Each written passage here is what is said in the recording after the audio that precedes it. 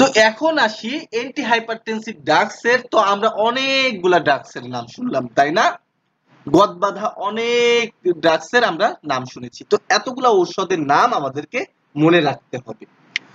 এটার ভিতরে কিছু আছে যেগুলো অবশ্যই মনে রাখতে হবে, যেগুলার কোনো অল্টারনেটিভ নাই।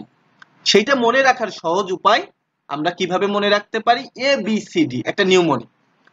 এই ABCDর মাধ্যমে আমরা অ্যান্টি হাইপারটেনসিভসের যে মেজর 5টা ক্লাসিফিকেশন আছে সেটা খুব সহজেই মনে রাখতে পারি। এ ফর কি? A for AC inhibitor. AC inhibitor অর্থাৎ এনজিওটেনসিন কনভার্টিং এনজাইম ইনহিবিটর। আর কি আছে? এ ফর আমরা সবাই জানি এআরবি, যেটা এনজিওটেনসিন 2 ইনহিবিটর। এআরবি মানে কি? Angiotensin receptor blocker. তাহলে এ গেল। হ্যাঁ, এতে আমরা পাইলাম দুইটা। কি কি? এসি ইনহিবিটর আর এনজিওটেনসিন 2 ইনহিবিটর। বি ফর কি? বি ফর হচ্ছে বেটা ব্লকার। বেটা ব্লকার আমরা সবাই বেটা ব্লকার গুলোর নাম জানি না, যেগুলো লোল যুক্ত থাকে সেইগুলো হচ্ছে ওই ড্রাগসের নামের শেষে লোল যুক্ত থাকে। এটেনলোল, প্রোপানোলোল। তো এই লোল যুক্ত ড্রাগস গুলা বেটা ব্লকার। আর কি ড্রাগস আছে আমাদের? Calcium channel blocker. C for calcium channel blocker. Clear? D for diuretics. তাহলে এই ABCD দিয়ে কি আমরা হচ্ছে মেজর যে 5টা হাইপারটেনসিভ ড্রাগসের যে ক্লাসিফিকেশন গুলা পড়েছিলাম, সেটা কি মেজর 5টা যে ক্লাসিফিকেশন সেটা কি খুব সহজে মনে রাখতে পারবো? এইগুলো আমাদের ম্যানেজমেন্টের সময় আমরা খুব বেশি ভাবে এই 5টা ক্যাটাগরির ড্রাগস ইউজ করি। ক্লিয়ার?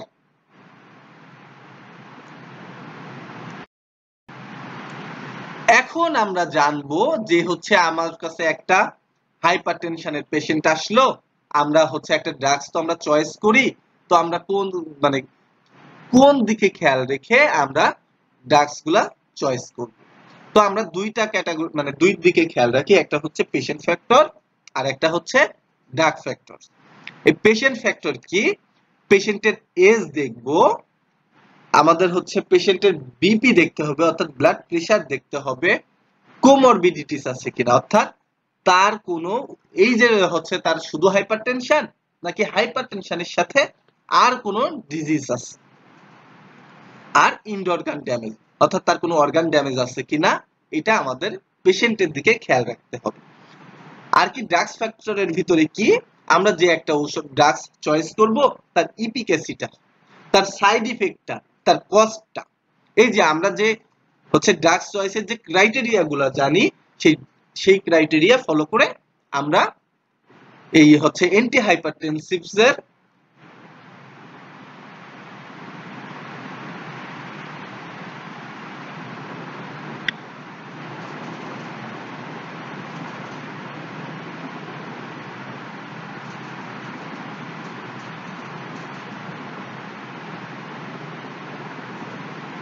তো ড্রাগ ফ্যাক্টরের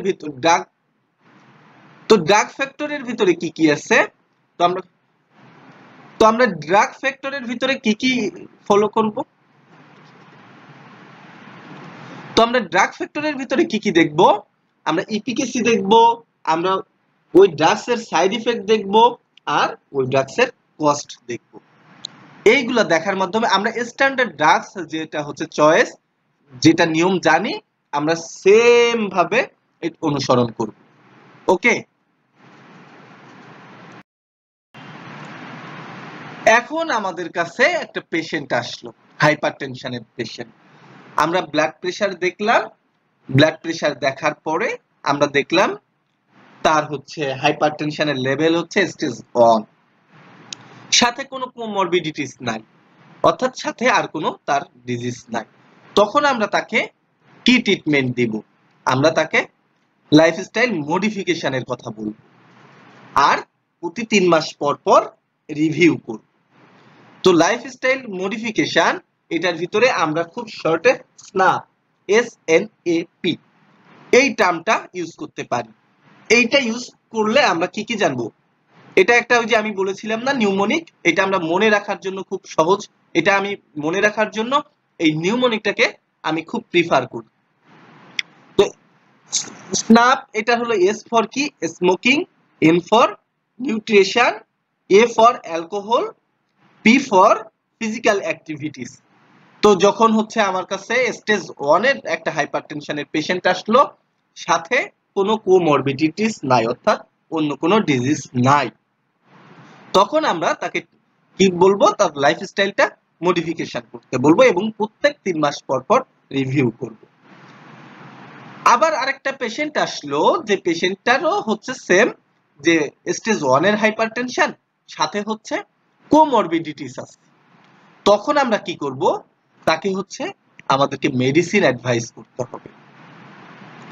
সাথে আমরা তাকেও কিন্তু স্ন্যাপ, তারও লাইফস্টাইলটা মডিফিকেশন করতে বলতে হবে, সাথে আমরা ড্রাগস অ্যাডভাইস করব।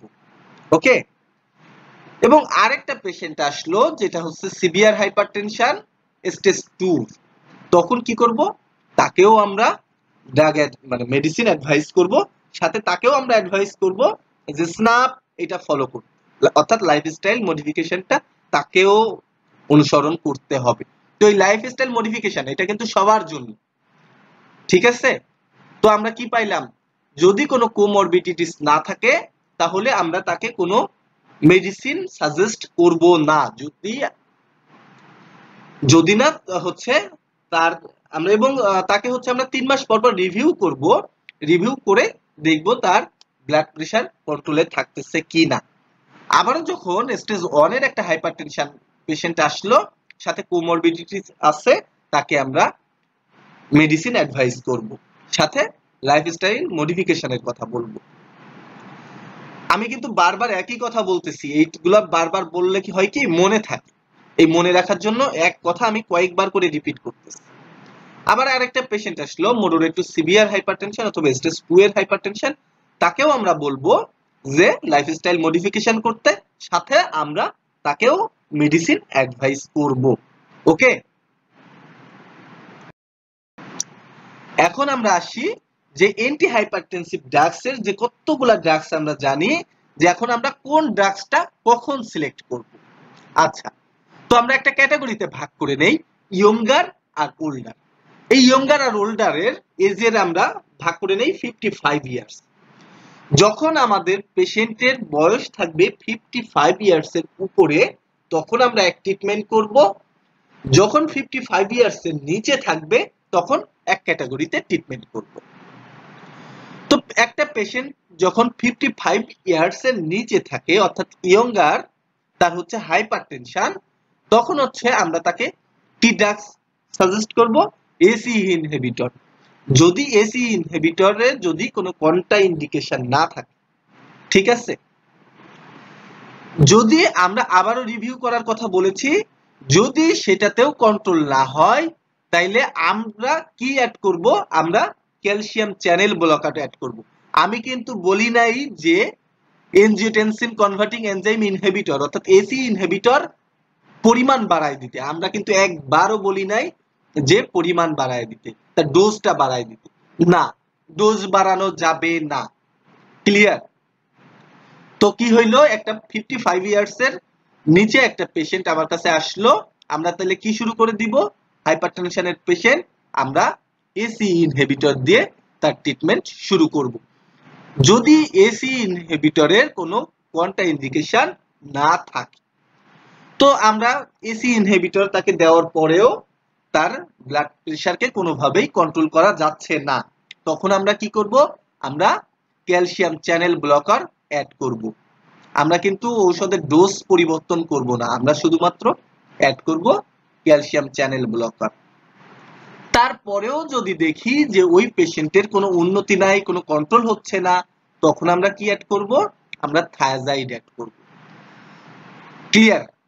তাহলে কিন্তু আমি এতক্ষণ যেগুলো বললাম সেগুলো ইয়ঙ্গারের জন্য, অর্থাৎ 55 ইয়ার্স লেস দ্যান যে সকল পেশেন্ট তাদের জন্য।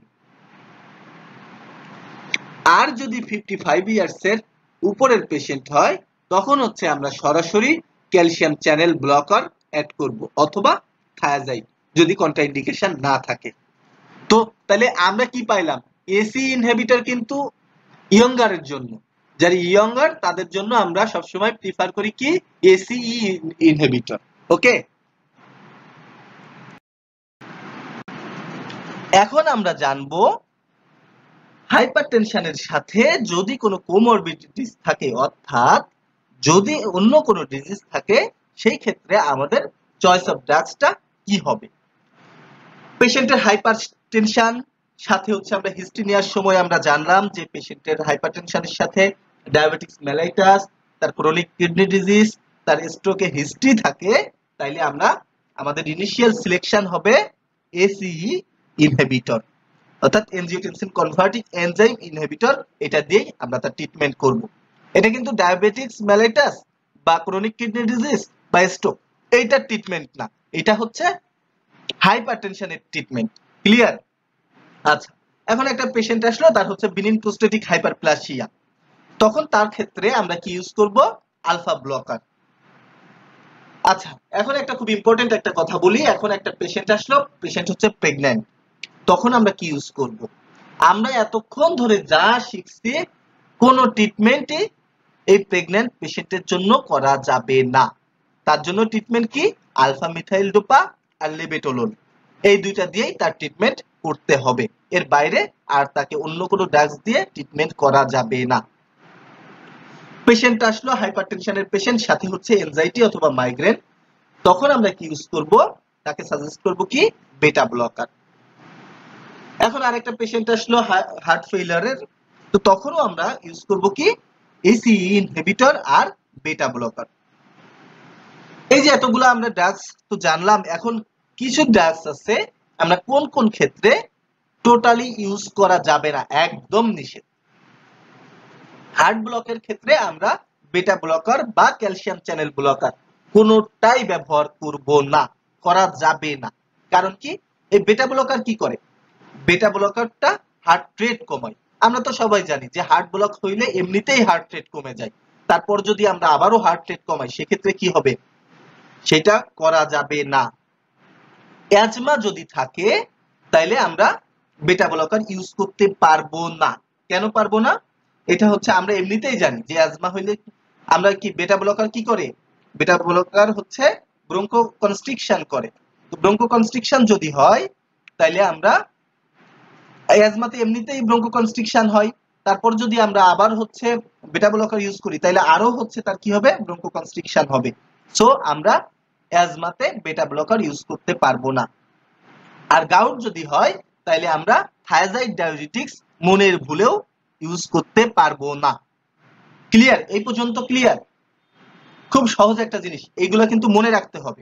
আর আজকের ক্লাসটা খুব সহজভাবে আমরা এবিসিডির মাধ্যমে, যেগুলা হচ্ছে কমনলি আমরা মেজর ভাবে ইউজ করি, সেইগুলোর মাধ্যমে আজকে আমরা আলোচনা করছি। পরবর্তী একটা ক্লাসের মাধ্যমে আমরা আরো বিস্তারিত জেনে নিব।